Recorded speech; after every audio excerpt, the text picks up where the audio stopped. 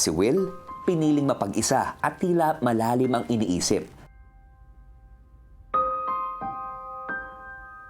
Kaya naman minabuting kumustahin siya ni Kuya. Nakita ko mag-isa ka dun sa labas.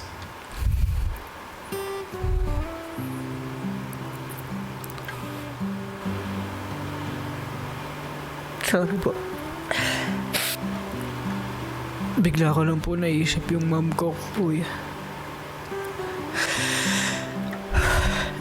Siya po kasi yung nag-attend sa akin. Siya rin po yung huli kong tinext bago kunin yung phone ko. Bigla ko lang po naalala, Kuya, yung parang yung reason ko po bakit ako lumalaban everyday. Kasi po, Kuya, plano niya po kasi mag-abroad work abroad nun eh. So sabi ko po sa kanya na parang huwag na siyang umalis. Kasi dalawa na lang din po kami. Yun po yung time na namatay yung dad ko.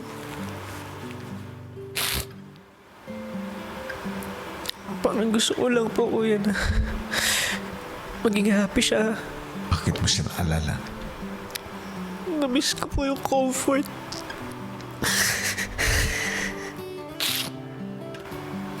Yung feeling na makomfort ng sarili mong nanay.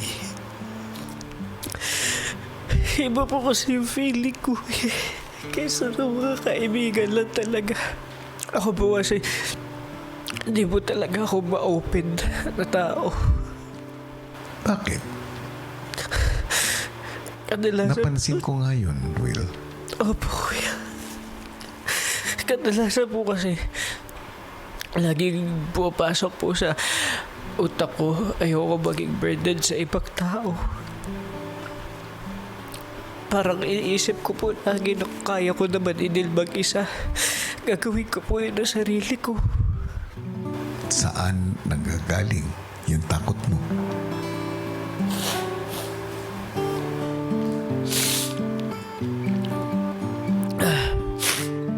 Kasi may mga times po din na nangyari na naging sobrang open ako. Sobrang naging comfy ako. Yung lahat ng problems ko, naikwento ko. Hanggang sa nagamit siya against me po. Parang ganun na sa likod ko. Hindi po maganda yung mga sinasabi. Yung mga ganyang bagay po. Will, Yes po. bahagi ng karanasan bilang housemate ang pagkikipagkapwa-tao at nangangahulugan pagiging bukas sa kanila. Ang pagbubukas ng sarili. Naiintindihan ko na marami kang pagdududa at takot. Pero hindi ito dahilan para tumigil. Opo, Kuya.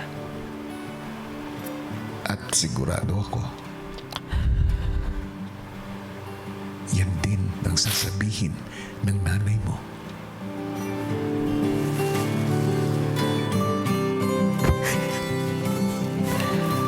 Ang hinahanap ng mga housemates ay yung pagkakataong makilala ka at maramdaman ka. Opo.